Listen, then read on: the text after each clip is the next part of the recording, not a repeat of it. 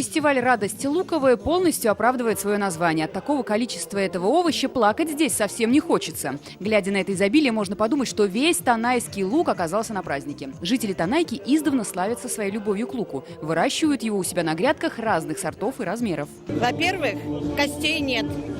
Во-вторых, горечь есть. А это что? Вышибает пот и слезы.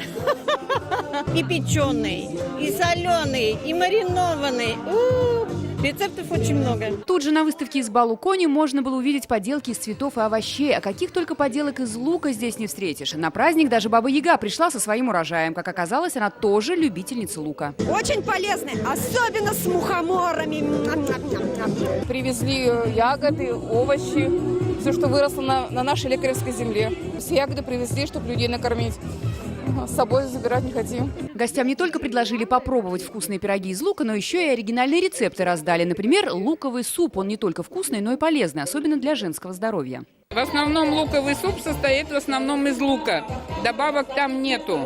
Вот. И он кольцами идет. Его очень густо делают, этот суп. Ну, наши по-своему.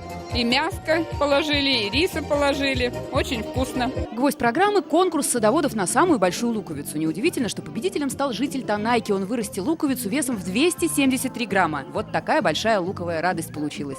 Светлана Звонарева, Гульназ Гайни, Максим Филатов, ТНВ, Елабуга.